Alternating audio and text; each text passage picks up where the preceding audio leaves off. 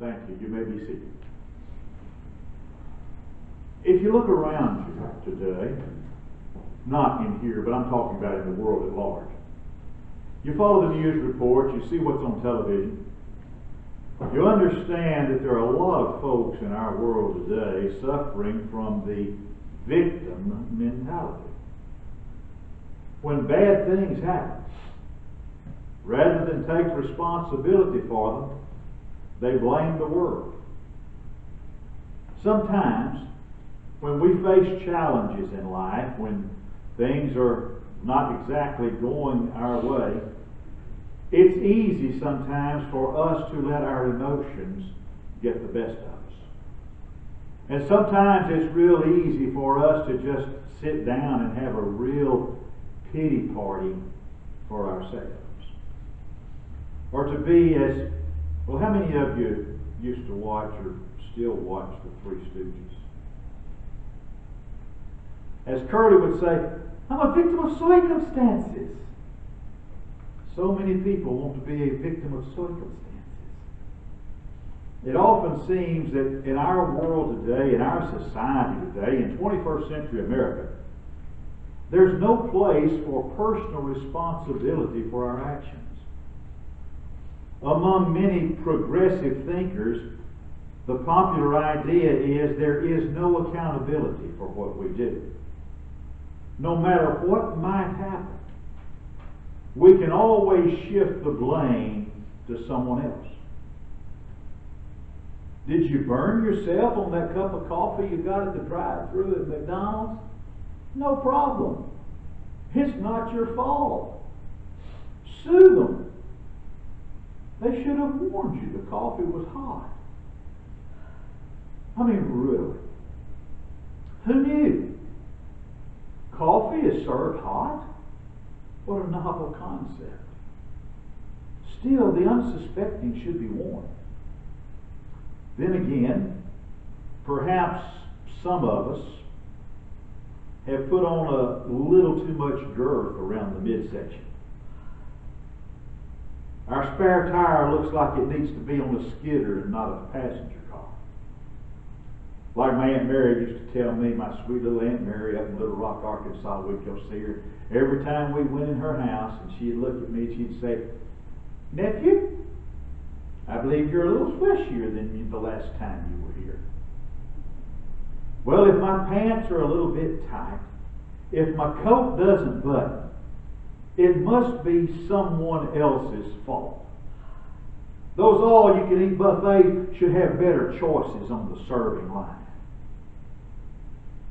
Then again, there's all those different desserts, Leon. You can't leave any of those out. There should be a warning on the double cheeseburger at Whataburger that it's not a healthy food choice. And those fries, they don't bother to let us know up front that saturated fat and grease is unhealthy. That spare tire around the middle of my section here, my midsection here, that's not my fault just because I ate so much of that stuff.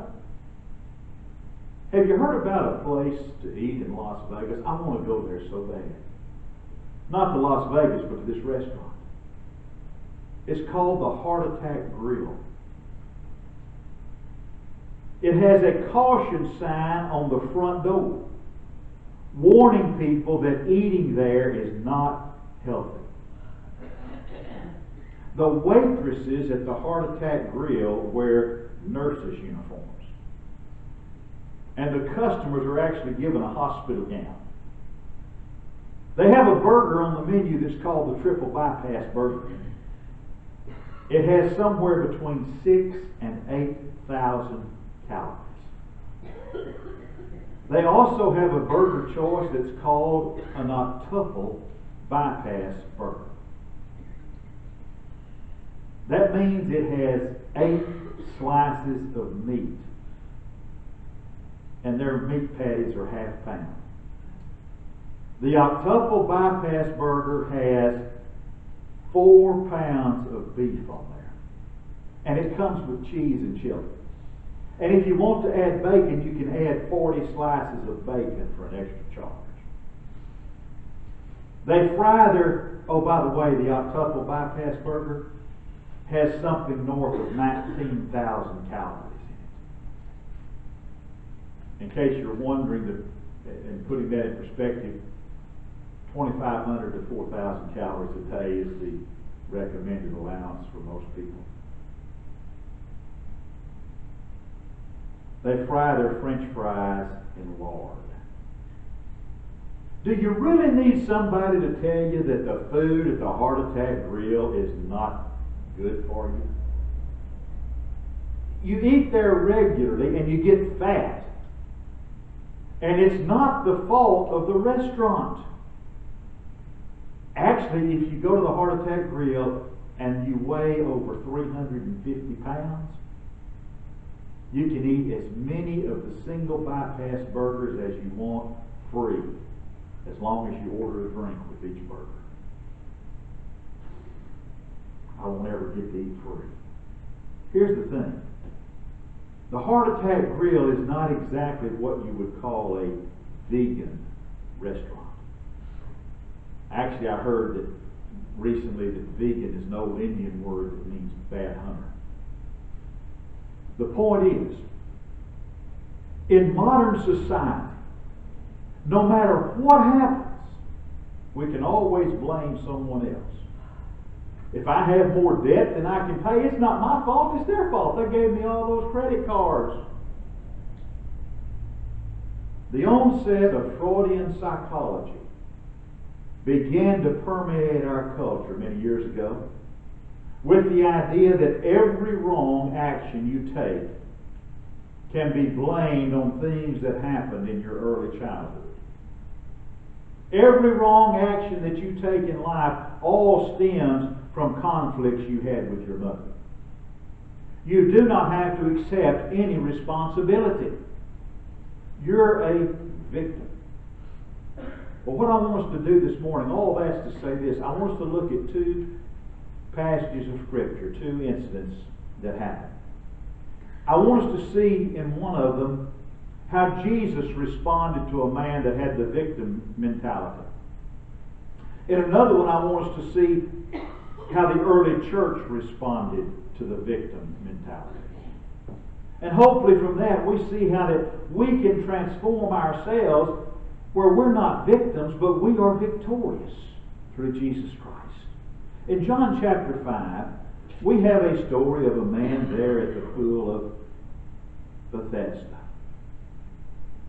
And there's a great crowd of people that always congregate at the pool of Bethesda. It's a multitude of sick people. They're blind, they're lame, they're paralyzed, they have various physical infirmities. And they're waiting for the moving of the water. And they're a miserable lot, and yet misery loves company. So here we see in that story in John chapter 5, we see this multitude of people lying around the pool of Bethesda waiting for the waters to start stirring.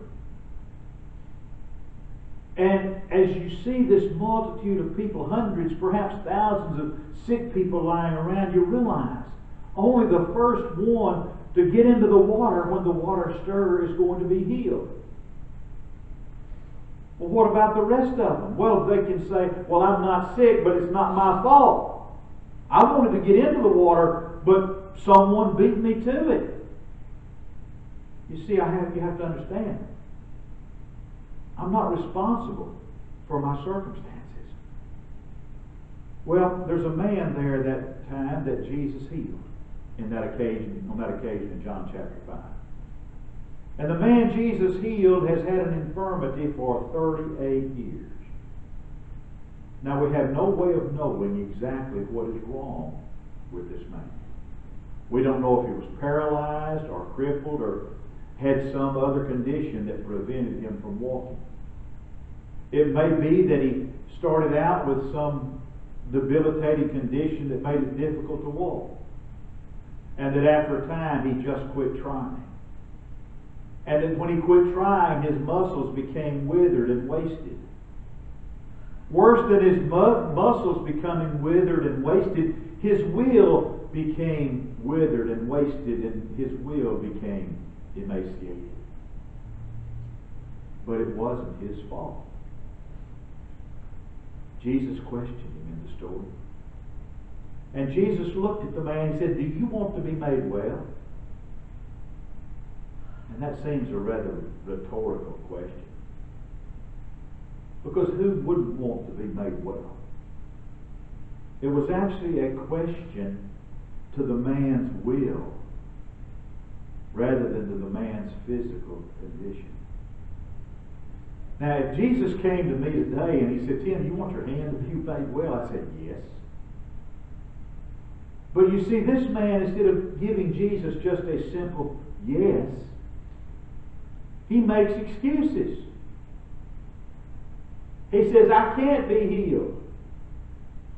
I don't have anybody to put me into the water when the waters are troubled. When the waters begin to stir, I don't have anyone to put me into the water. And nobody will help me. And if I try to get in, somebody always beats me to it. It's not my fault, Lord," is what he's saying. As you read the story, and I would encourage you to go read it. It's in John chapter 5, verses 1 through 15.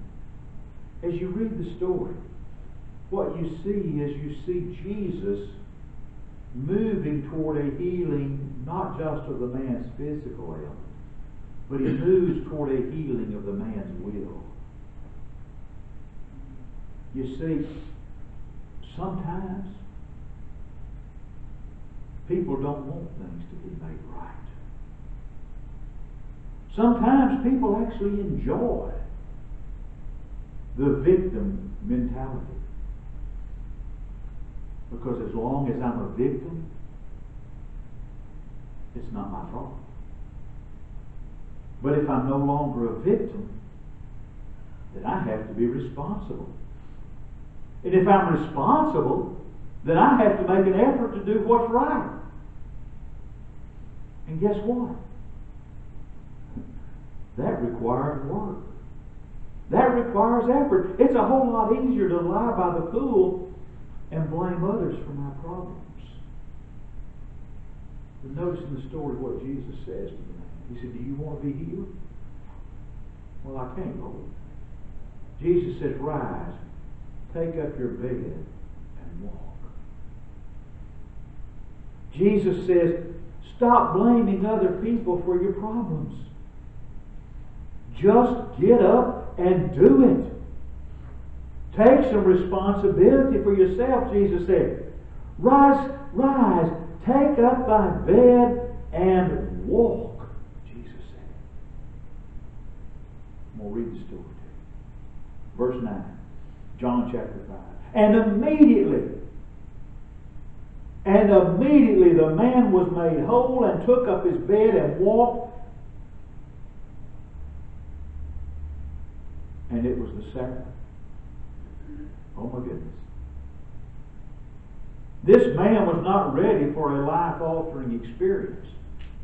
Because he rises up in response to Jesus, takes up his bed and walks. It's the Sabbath. And the Jews said, it's the Sabbath day. It's not lawful for you to carry your bed. You know what he said? It's not my fault. The man that healed me, the man that made me whole, he's the one that told me to take up my bed and walk. It's not my fault. He told me to do it. This man by the pool of Bethesda has met Jesus Christ. He's met the Jesus Christ who changes lives. And he still wants to blame other people. We've got to take responsibility for our own actions. We've got to take responsibility for our own circumstances. Yes, we have to take responsibility sometimes for our own failures. Now in Acts chapter 8, the early church is facing a different kind of adversity. Acts chapter 7 closes with Stephen being taken out of the city and stoned to death. The young men that or stoning him, or the people who are stoning him lay their clothes down at the feet of a young man whose name was Saul. And Saul, Acts 8 opens that Saul is consenting to his death. And there's a great persecution taking place among the church in Jerusalem. If ever a group of people had a reason to point fingers, that Jerusalem church did. Saul of Tarsus, the greatest persecutor the church had ever known, was behind the death of the beloved Stephen. He was the one that was behind all the persecution of the church. It says that he made havoc of the church, entering into every house, dragging off men and women, committing them to prison. Acts chapter 8 shows us a group of people on the run. It shows us a group of people being driven from their homes. It shows us a group of people being scattered everywhere. Folks, if anyone ever had a reason to blame other people for their problems, it was the church of the first century. How can we be of any use to anyone? They must have asked. We've been scattered everywhere. We don't even have a place that we can call home anymore. If God really loves us, how can God allow this to happen to us? When the apostles baptized us, when they let us become followers of, when we became followers of Jesus Christ, nobody told us that this was going to take place. How can I be expected to share the gospel with people I don't even know? That could have been their response if they had the victim mentality. But here's how they responded in verse 4. They that were scattered abroad went everywhere preaching the word. Instead of blaming others, they accepted their circumstances. And they knew Jesus had said, go preach the gospel. And that's what they did. They went out everywhere. They went out all over. It says, they that were scattered abroad went everywhere preaching the gospel. They went to Judea. They went to Samaria. And to the ends of the world. Remember what Jesus had said in Acts chapter 1? He said, you'll be witnesses to me in Jerusalem, Judea, Samaria, and the uttermost parts of the earth. They that were scattered abroad went everywhere preaching the word. They went from Judea to Samaria to the ends of the earth. We're told in that 8th chapter that Philip went down to Samaria. And when Philip went down to Samaria, you know what he did? He preached Christ. Philip went down to the city of Samaria, verse 5, and preached Christ unto them. And the people with one accord gave heed unto those things that Philip spoke, hearing and seeing the miracles that he did. Now skip down to verse 8. The people gave heed to his preaching, and there was great joy in the city. Now here's the question. How do we respond? How do we respond to adversity? How do you and I respond to adversity? When adversity comes our way, do we blame others?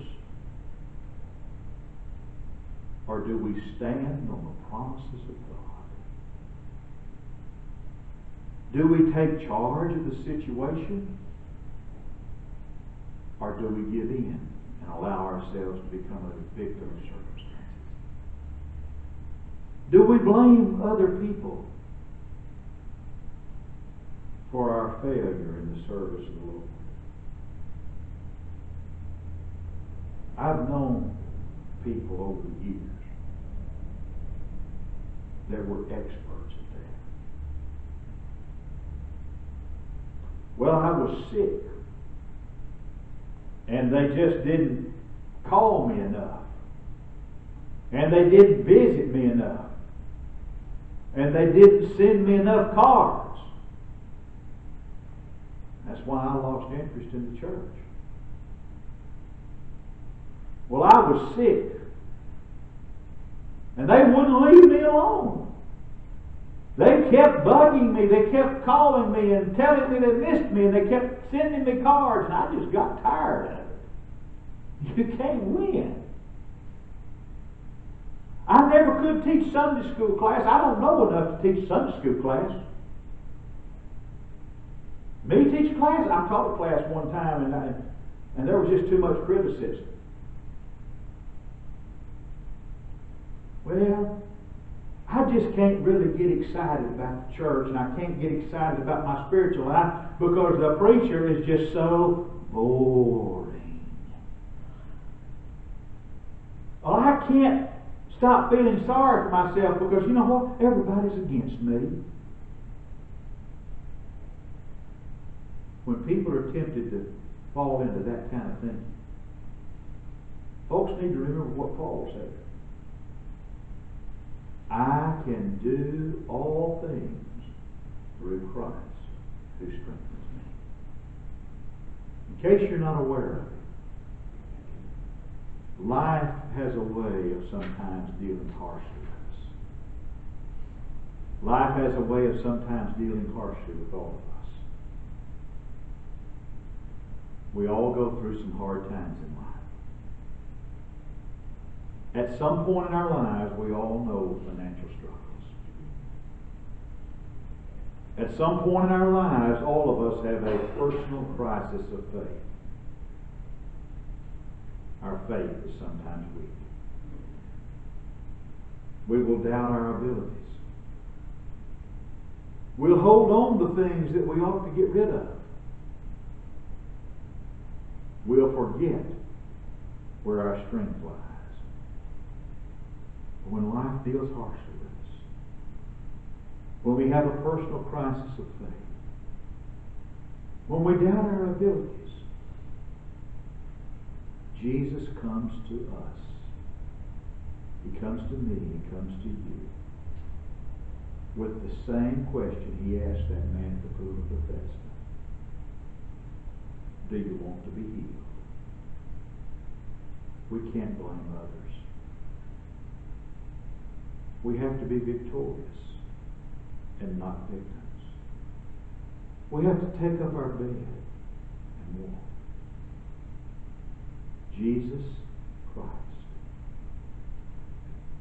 has promised us salvation. How did that song go? We sing, would you be free from your burden of sin? There's power in blood. Jesus has promised us, me and you, salvation. Jesus has also promised that He would supply all of our needs. We don't need to be victims. We need to live victoriously in Jesus Christ. I don't know what's going on in your life. I don't know what's going on in your world. I don't know, there may be changes you need to make. If there are changes you need to make in your life, if we can help you with those changes, now's the time to come and let us do that as together we stand while we sing.